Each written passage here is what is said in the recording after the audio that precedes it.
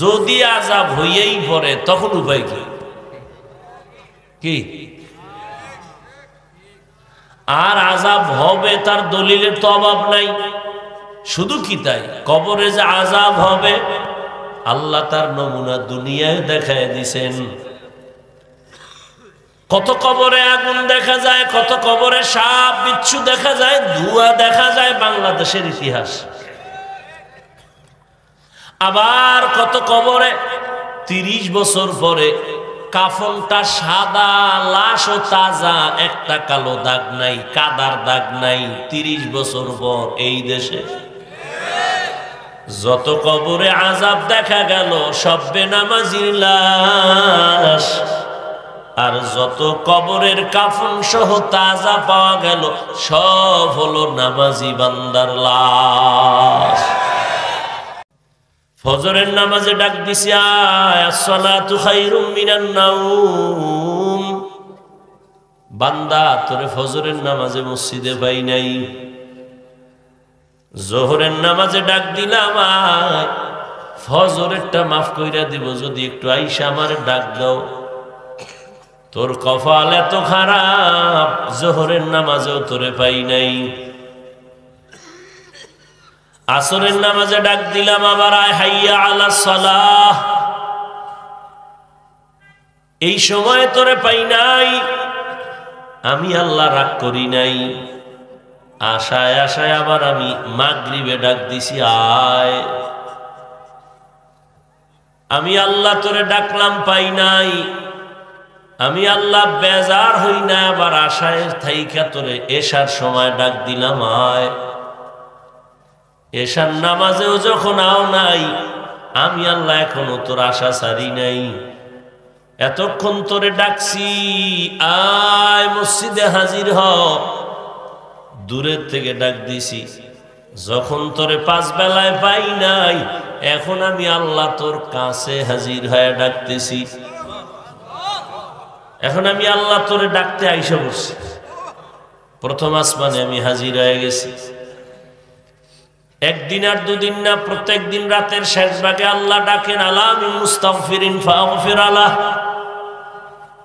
শয়তানের ধোকায় পড়ে কে গুনাহ করেছো, কে নামাজ ছেড়েছো, কে বেপরদায় চলছো, দাড়ি কাটছো, হারাম খাইছো, আমি আল্লাহ প্রথম আসমানে হাজির। এমন এক টাইমে আসছি যখন সব নীরব, গাছের পাখিরাও ঘুমায়, নদীর মাছ ঘুমায়, জঙ্গলের প্রাণী ঘুমায়, ঘরের মানুষ ঘুমায়। এই ফাঁকে একটা ডাক দে, লাইন ক্লিয়ার আছে। যদি একটু অজু বানাইয়া সেজদায় গিয়া আল্লাহ বলে ডাক দাও, তুই গুনাহ করতে করতে করতে করতে 1 বছর 2 বছর 3 বছর 50 বছরে বিশাল পাহাড় বানাইছো গুনার। আর আমার কাছে যদি একবার চোখের পানি ছেড়ে বলো, হে মালিক আর গুনাহ করব না, মাফ করো, তোর 50 বছরের গুনাহ আমি 1 সেকেন্ডে মাফ করে দিব।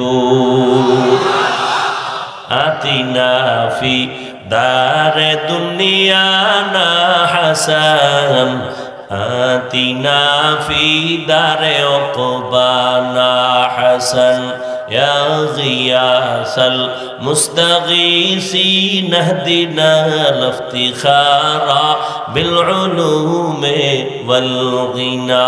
হর গরি দেনে কো তু তৈয়ার হ্যায়, जो न मांगे उससे तू बेजार है। সকালবেলা তুমি 10টার দিকে বাজারে গেছো, দুপুর বেলা বাসায় বাজার করার জন্য, দুপুর বেলা কি খাইবা তা আনার জন্য বাজারে গেছো। বাজারে গিয়ে গুঁড়া মাছ কিনছো, আলু কিনলা, টমেটো কিনলা, মাছ কিনলা, রুই মাছ। দুপুর বেলা ঘরে আইসা তোমার সকাল বেলার বাজার দিছো, ঘরওয়ালারা সুন্দরভাবে রান্না করে পরিপাটি করে পরিবেশন করলো। খানার টেবিলে বসে যদি বলো কি মাছ দিছো, গুড়া মাছ, আর কি বলে রুই মাছ, বলে ইলিশ মাছ দাও। ঘরওয়ালি বলবে তুমি কি সকালবেলা ইলিশ মাছ রাঁধছো? কয় না, তুমি যা বাজার থেকে ঘরে আনছো তাই দেওয়া সম্ভব, যেগুলো তুমি আনো নাই চাইলেও তা সম্ভব না। ঝগড়া হবে, তর্ক হবে, এক পর্যায়ে সংসার আলাদা হয়ে যাবে। তুমি যা দেও নাই তা চাইলে দিতে পারবো না। দুনিয়ার জমিনের বাজারে তুমি আখিরাতের জন্য যে মাল কিনবা, দুনিয়ার বাজারে তুমি আখিরাতের জন্য যেই সম্বল সঞ্চয় করবা, এগুলি তুমি কবরে গেলে পাইবা, হাসরে পাইবা, পুলসিরাতে পাইবা। দুনিয়ায় তুমি নামাজ পড়ো নাই, কবরে গেলে নামাজের সওয়াব তোমার পাশে দাঁড়াবে না।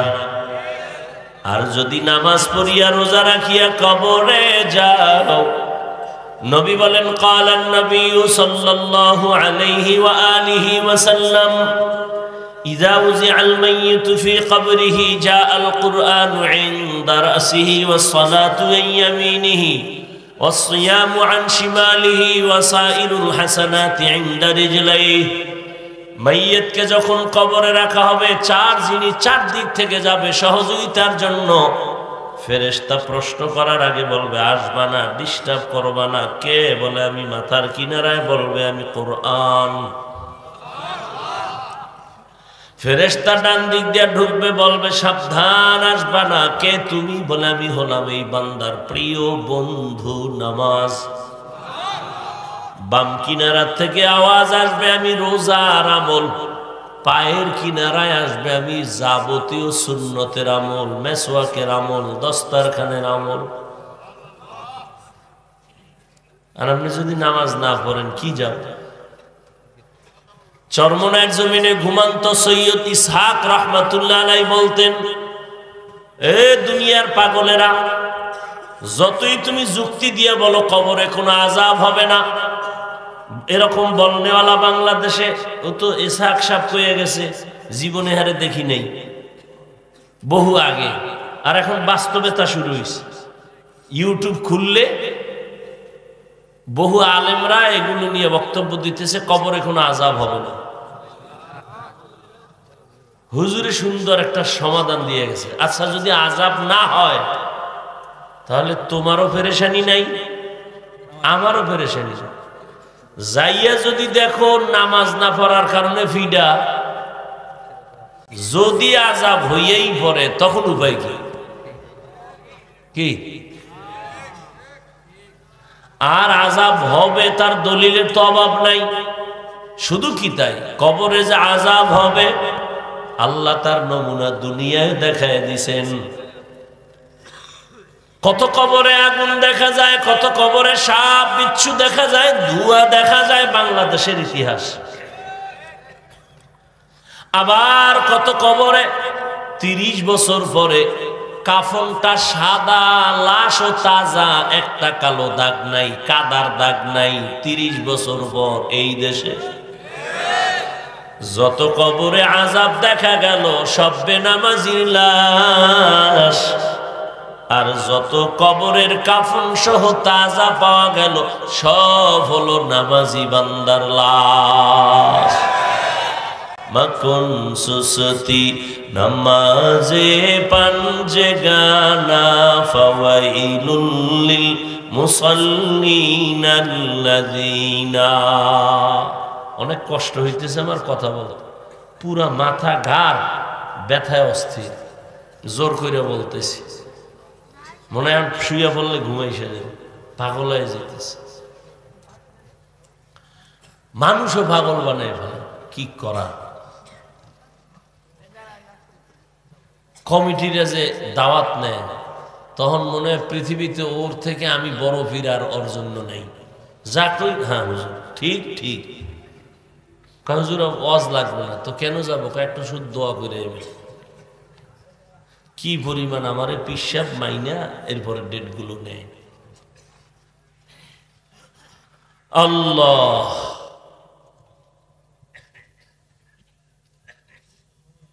কি কথা বলতেছিলাম?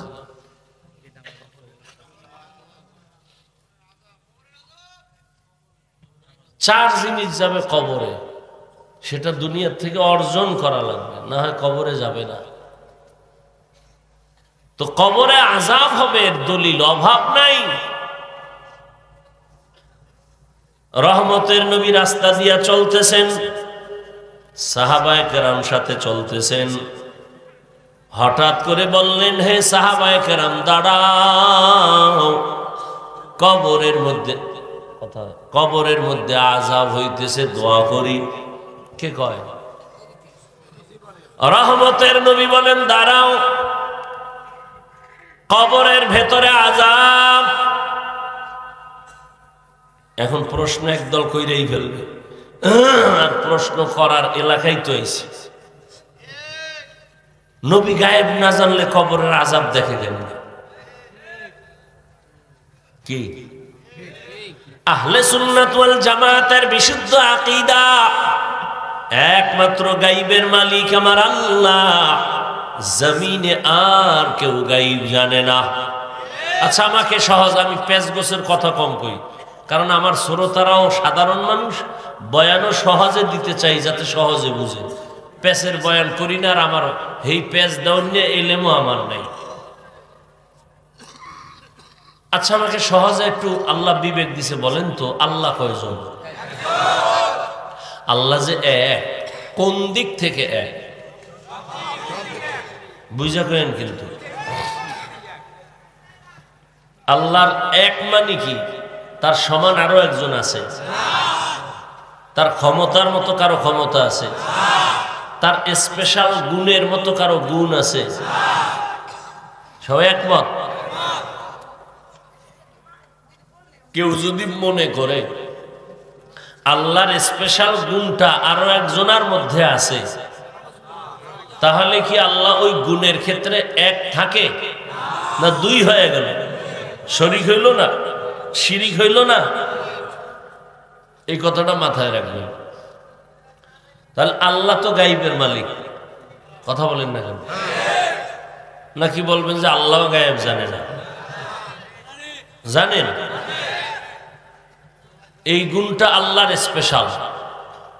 এখন যদি বলেন এই গায়েব জানা যে আল্লাহর একটা গুণ, এই গুণটা আমার নবীর মধ্যেও আছে অথবা পীরের মধ্যেও আছে, যদি মনে করেন, তাহলে আল্লাহর এই গুণটা কি আল্লাহর জন্য একক থাকলো? বাগ হইছে না? তাহলে আল্লাহ তো ওই ক্ষমতাওয়ালা যার মধ্যে কারো অংশীদার নাই। কথা বুঝাইতে পারছি?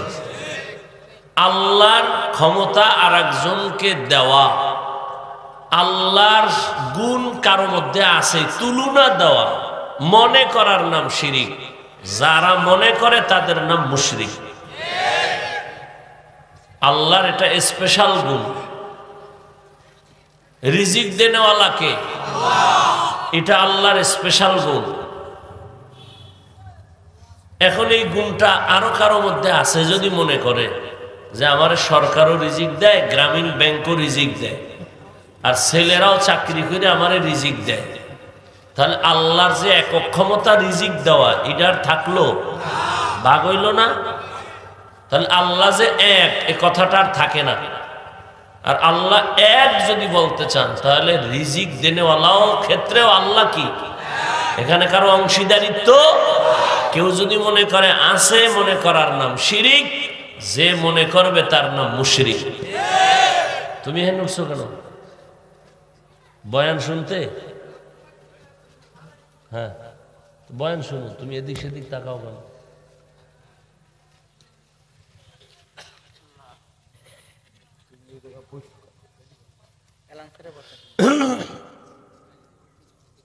আল্লাহ তো আল্লাহ পাক এই জন্য বারবার বারবার সতর্কবাণী করছেন। আচ্ছা এখন ওই জবাবটা রয়েছে না, নবী গায়েব জানে, তো কবরের আযাব কেমনে দেখেন? তার কাছে জবাব দেওয়ার আগে আমার একটা প্রশ্ন আছে। কি প্রশ্ন? নবীজিকে দাওয়াত দিছে এক ইহুদি মহিলা, যুদ্ধ চলাকালীন সময় নবীরে পার্শ্বেখানা দিছে রুটি, রুটির মধ্যে বিষ। রহমতের নবীর পার্শ্বে এক সাহাবী বিষ মিশানো রুটির লোকমা দিয়া জাগায় মরে গেছে। বিষ মিশানো রুটি নবী একটা লোকমা খাইছে, পেটে চলে গেছে। দ্বিতীয় লোকমাটা যখন দিবেন জিবরাইল এসে ধরে ফেলছেন, নবী দিবেন না বিষ লাগানো। নবীজি মাঝে মাঝে খেয়াল করেন, নবীজি মাঝে মাঝে এই যে বিষ ঢুকছে, এক লোকমা ঢুকছে না, নবীজির এই বিষের কারণে পেট ব্যথা। কথায় কথায় অনেক দূর যাইতেছি, আর কথায় কথা বাড়াইছি, কি করার। পেট ব্যথা নবীর। ওমর, ওসমান, আলী রাদিয়াল্লাহু আনহুম, এই তিনজন শহীদ হইছেন, ডাইরেক্ট শহীদ। বিধর্মীর হাতে তাদের ইন্তেকাল। খুব খেয়াল করেন। ওসমান রাদিয়াল্লাহু তাআলা আনহুর উপরে হামলা, সাউন্ড লইয়া করে, আর সাউন্ড এতক্ষণ ভালো আসিল না, ইকো হয় কেন? ভাইরা আমার, ওমরে ফারুক রাদিয়াল্লাহু তাআলা আনহু ফজরের নামাজের ইমামতিতে দাঁড়াইছেন মসজিদে নববীতে। ওমরে ফারুক নামাজে দাঁড়ায় তেলাওয়াত করতেছেন, পেছন থেকে নামাজের ভিতরে পায়ের রগের উপরে মারছে আঘাত। দুশমন একটা দাঁড়াইছিল নামাজের সুরতে বেঈমান, ও দাঁড়াইছে ওমরের মারার জন্য। ওমর পইরে গেছে। মুহররমের 1 তারিখ, কয় তারিখ? 1 তারিখ। তাহলে ওমরে ফারুক শহীদ। ওমর জিজ্ঞেস ছেলে আব্দুল্লাহ, রে আব্দুল্লাহ, আমারে যে আঘাত করলো, আমি তো এখন মরে যাচ্ছি, বলতো আমারে আঘাতটা মুমিনে করছে না বেঈমানে? কয় বেঈমানে। বলে আলহামদুলিল্লাহ, আমি শহীদ। হযরত আলীও কি শহীদ না? তার ছেলে হাসান রাদিয়াল্লাহু তাআলা আনহু শহীদ, তার সন্তান হুসাইন রাদিয়াল্লাহু তাআলা আনহু শহীদ।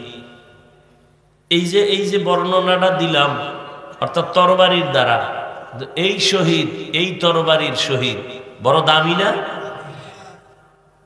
বিনা হিসাবে জান্নাতে। সর্বোচ্চ ইজ্জতের মরা এই শহীদ হওয়া। কিন্তু এইভাবে শহীদ আবু বকরও হন নাই, নবীও। খুব খেয়াল করেন, কিন্তু প্যাঁচ লাগাইন না, বুঝেন ভালো করে। আমি বাসার থেকে কি রেডি করে আইছি এই বয়ান? জীবনও নেই, 2-4 মাসে এই বয়ান কোথাও করি না। এখানে বের হচ্ছে কেন আল্লাহু আলাম। হয়তোবা এখানে কোনো রোগী থাকতে পারে, তার ঔষধ দিচ্ছে। খুব খেয়াল করেন। এখন এই মর্যাদার শহীদ, এইভাবে মরণটা শহীদের আবু বকরেরও হয় নাই, নবীজিরও। তাহলে মর্যাদা, শহীদের মর্যাদা ওমর পাইল, সর্বোচ্চ শহীদের মর্যাদা উসমান পাইল, এই মর্যাদা আলী পাইল, আবু বকর পাইল না কেন?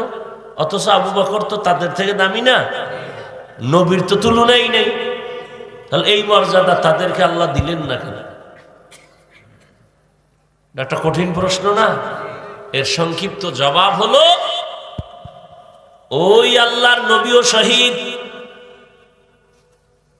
আবু বকর শহীদ, তবে সিস্টেম একটু আলাদা। বেঈমানের হাতের তরবারি যদিও না, কিন্তু বেঈমানের আক্রমণ তো চলছে। বেঈমানের হাতে ডাইরেক্ট নবীর ইন্তেকাল হয় নাই, শহীদ হয় নাই, কিন্তু আল্লাহ শহীদের মর্যাদা দিয়েছেন এইভাবে, ওই যে বিষ মিশ্রিত রুটি নবী 1 লোকমা খেয়েছিলেন, ওই বিষের ব্যথা ফাঁকে ফাঁকে উঠে, ফাঁকে ফাঁকে উঠে নবীর শেষ ওই বিষের বেদনা ইন্তেকাল হলো। নবীর স্পষ্ট সহিহ হাদিস, যারা পেটের বেদনায় মারা যাবে আল্লাহ তাদেরকে গলা কাটা শহীদের মতো মর্যাদা দান করবে। তাহলে নবী শহীদ না? রইল কে? আবু বকর সিদ্দিক রাদিয়াল্লাহু তাআলা আনহু। তার শহীদ কেমনে? সে শহীদ কেমনে? ওই হিজরতের রাতে গর্তের মধ্যে সাপে যখন কাটছিল, মনে আছে নি? রহমতের নবী আশ্রয় নিবেন, দুশমন পেছনে আসতেছে। আবু বকর কয় নবী দেখি গর্তের মধ্যে আমি আগে যাই, পরিষ্কার করি, এরপরে আমি আপনাকে ইশারা দিলে ঢুকবেন। নবী দাঁড়ানো, আবু বকর ঢুকলেন। আবু বকর ঢুইকা দেখে অনেক ছিদ্র দেখা যায়, না জানি কোনো কষ্ট হয়, শত্রু আসে না কোনো সাপ বিচ্ছু আসে। চাদর ছিঁড়া ছিঁড়া সব ছিদ্রগুলো আটকাইয়া একটা ছিদ্র আটকাইতে চাদর নাই। আবু বকর পায়ের গোড়ালি দিয়া চাপ দিয়ে ধরলেন। ওই গর্তে ছিল একটা সাপ। টের পেয়েছে আমার নবীর এক নজর দেখার জন্য অপেক্ষা। যখনই আটকায় দিছে সাপ ভয় পেয়ে গেল, আর বুঝি নবীর সুন্দর চেহারা দেখা হবে না। আবু বকর ইশারা দিলেন নবী আসেন। নবী আসলেন। ভেতরে আইসা আবু বকরের উরুর উপরে মাথা দিয়ে নবী বিশ্রামে গেলেন। চুপ করে শুয়ে থাকলেন, চোখ বন্ধ হয়ে গেল। নবী আরাম করতেছেন। ওই সাপ আবু বকরের আঘাত করে নাই। দিলের তামান্না রহমতের নবীরে দেখবো না জানি বের হয়ে যায়। এইবার দেখার জন্য পাওটা সরাইতে পারে না, যত আঘাত করে যায় না। আবু বকর পা সরায় না, দাঁত ঢুকায় দিছি আবু বকরের বিষের বেদনা, এরপরও সরায় না। আবু বকরের পুরো বিষে শরীর ধরে গেল, ব্যথা, কান্না, অজান্তে একটা চোখের পানির ফোঁটা রহমতের নবীর চেহারা মোবারকে পড়লো। নবী তাকায় দেখে আবু বকর কান্দে। নবী উঠা বসলেন, কি ব্যাপার? বলেন ইয়া রাসূলুল্লাহ, জানি না, পা দিয়ে আটকাইছি, কে যেন আঘাত করলো। কয় পাও সরায় দেন। যখন সরায় দিছে, সাপ নবীরে বুঝাইতেছে আমি ইচ্ছা করে কোনো আঘাত করি নাই, আমারে দয়া করে মাফ করে দেন, আমি আপনার চেহারা দেখার জন্য অপেক্ষায় ছিলাম।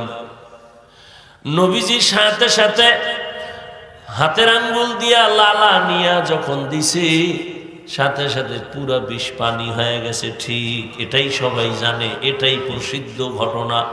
কিন্তু এই বিষের কিছু ক্রিয়া আবু বকরের মধ্যে রয়েই গেছে। মাঝে মাঝে এই বিষ ক্রিয়ায় ব্যথা ব্যথা ব্যথা, এমনকি জীবনের শেষ ইন্তেকাল এই বিষের ব্যথায় হয়েছে। আল্লাহ তাআলা এই বিষের বেদনায় তার এক শহীদের মর্যাদা দান করেছে। আবু বকর তো ওই আশিক যে আল্লাহ নিজে সাহাবায়ে কেরামদের মধ্যে শুধু আবু বকরকে আসমান থেকে ডাইরেক্ট সালাম পাঠিয়েছেন। আবু বকরকে আল্লাহ নিজে সালাম পাঠিয়েছেন, জিবরাইল আমার আবু বকরকে আলাদা সালাম দাও। তো রহমতের নবী, ও বাবারা যারা বলবা নবী যদি গায়েব না জানে কবরের আযাব কেমনে দেখে, জবাব দেওয়ার আগে তোমার কাছে প্রশ্ন, নবী যদি গায়েব জানে রুটির বিষ কেন দেখে না? রুটির বিষ দেখছে নবী? দেখলে কেউ খায়? তো নবী যদি গায়েবই জানে রুটির বিষ দেখে না কেন? তুমি বলবা গায়েব যদি নাই জানে কবরের আযাব দেখে কেন? এবার ফিটাফিটি করো দুই দল, মাথা ফাটায় ফেলো, এর উসিলায় কিছু হাজার কোটি মানুষ মরে যায়। সমাধান তোমরা মরার পর ফিটাফিটি হোক আগে, কারণ বাঙালির এই চরিত্র, আগে ফিটাফিটি এরপর সমাধান যাও। ওই বিচারক যেটি হেডির দাঁড়াইলে কয় কি, আর তুই আমার দাঁড়াইছো আগে সাইজ করে আবি না, ধুম একলাসা দিবি, এরপরে আবি বিচার, এরপর টাকা যেদিকে বেশি এদিকে আমি দিয়ে দেবো, এত টেনশন কেন, আগে ভিড়াবি। সব ঝামেলার সমাধান একটা আয়াত, মা ইয়ান্তিকু আনিল হাওয়া ইন হুয়া ইল্লা ওয়াহয়ুন ইউহা। আমার নবী কিছু বলেন না, আমার নবী কিছু দেখেন না, আমার নবী কিছু শুনেন না, আমার নবী কিছু জানেন না। আমার আল্লাহ যা বলান নবী বলেন, আল্লাহ যা দেখান নবী দেখেন, আল্লাহ যা নবীকে শুনান নবী শুনেন। রুটির বিষ নবীরে আল্লাহ দেখান নাই, দেখেন নাই, কবরের আযাব আল্লাহ দেখাইছেন, আমার নবী দেখেছে। কাদের কুদরত দারি বার কামাল, আন্তা রব্বি আন্তা হাসবি জুল। এই একটা কথার জন্য কত বড় কপাল পোড়া মানুষ। এই হুজুরে গায়েব মানে না, হুজুরের লাগে নাই। তুই যে গাঞ্জা খাও, নামাজ পড়ো না, দাড়ি রেখো না, পর্দা করো না, এ নিয়ে কোনো টেনশনই নেই। ও হুজুর সাইডে দিছে 13 জন, বাহাদুর হয়ে গেছে। ও হুজুরের লগে নাই, ও জান্নাত আলাদা কিনে ফেলছে। অথচ যে নামাজ পড়ে না, দাড়ি রাখে না, পর্দা করে না, হারাম খায়, সুদ খায়, ঘুষ খায়, আল্লাহ যে ওর বিরুদ্ধে জিহাদের ঘোষণা কোরআনে দিয়ে রাখছে, হে খবর নেই। ওর ঘরে তৈরি জন্ম নিতেছে হারামজাদা। কি জাদা? হারামজাদা। হারাম খাওয়াইয়া যেই সন্তান জন্ম হবে, ওই সন্তান কোনোদিন মা বাবার খেদমত করবে না। ও চিন্তা নাই হুজুরে ফাগরি বান্ধে না কেন, এটা হইল ওর চিন্তা। আল্লাহ হেদায়াত দান করুন। কবরে আযাব হবে না যদি এটাই মনে করো, তো তোমারও পেরেশানি নাই, আমারও নাই। আর যদি আযাব হয়, বলো বাবা তোমার উপায় কি, আমার উপায় কি? আর এই কবরের চিন্তায় রহমতের নবী বলেন, আমাকে বুড়া বানাইছে কবরের চিন্তা, মরণের চিন্তা। ওসমান রাদিয়াল্লাহু তাআলা আনহু 10 জন সাহাবাদের একজন, কবর দেখলে হাউমাউ করে চিল্লায় কাঁদতেন। জিজ্ঞাসা করা হলো, কবর দেখলে আপনি কাঁদেন কেন? ওসমান বলে, কবরে যাওয়ার পর আমার প্রথম ঘাটি যদি আটকায় যায়, সামনেও আটকায় যেতে হবে। এরে আল্লাহর বান্দারা, ও যুবক, ও বৃদ্ধ বাবাজি, পর্দার আড়ালের মা বোনেরা, কয়দিন আর চোখের সামনে কত লাশ আর লাশ। এমন একটা দিন নেই যে যুবকের মরণের লাশ পাই না। গাড়ির নিচে লাশ, পানির নিচে লাশ, ঘুমের বিছানায় লাশ। মহামারী করোনায় কত জীবন চলে গেল, ছাত্র জনতার আন্দোলনে কত জীবন চলে গেল। ও আল্লাহর বান্দারা, তুমি সুস্থ, তবে কয়দিন আর বাঁচবা? অসুস্থ রোগীরে ডাক্তার কয় মনে যাচায় খাওয়া বাঁচবে না। অথচ দেখা গেছে অসুস্থটাই বেঁচে আছে, তার ভাই সুস্থ ছিল, মরে গেছে। কি বহু অসুস্থটাই লাঠি লয়ে লয়ে এখনো হাঁটে, আর সুস্থ মানুষটা পুরা সুস্থ, হঠাৎ করে বুকে ব্যথা, জায়গায় শেষ। এই মোবাইলের গোলামেরা, এই যে বলছি হার্ট দুর্বল হয়, দেখ ভাই বুকে ব্যথা বেড়ে গেছে, চিন চিন করে ব্যথা, এই মোবাইল। কপাল ব্যথা, কপাল, এই মোবাইল। তোমাকে দুনিয়া আখেরাতের সব ধ্বংস করার জন্য একটা মোবাইল যথেষ্ট। অর্থাৎ ছুরি লইয়া কল্লা কাটা, এটার একটু ডাইরেক্ট হইতো, আর মোবাইলে তোমার জীবন কাটে, এটা হলো ইনডাইরেক্ট। তুমি টের পাও না। তুমি এটাকে আপন বানাইয়া বগলের তলে লয়ে ঘুমাও, কম্বলের তলে, লেপের তলে। কি এটা তোমার মানে মা যায় যাক, মা লাগবে না, বাপ লাগবে না, কিচ্ছু লাগবে না, আমার মোবাইল হলে সব শেষ। বাস মোবাইলের জীবনের আপন বানাই দিছে। বউ আপন না, মাইয়া ফোলাও আপন না, আপন বানাইছে মোবাইল। রাতকে রাত চলে যায়, কখন 3টে বাজলো, 4টা বাজলো, ফজরের আজান হলো, খবর নেই। Mobile mobile. আল্লাহ হেদায়েত দান করুন। ইয়া আইয়ুহাল্লাযীনা আমানুত্তাকুল্লাহা ওয়াল তানজুর নাফসুম মা কদ্দামাত লিগাদিন ওয়াত্তাকুল্লাহ।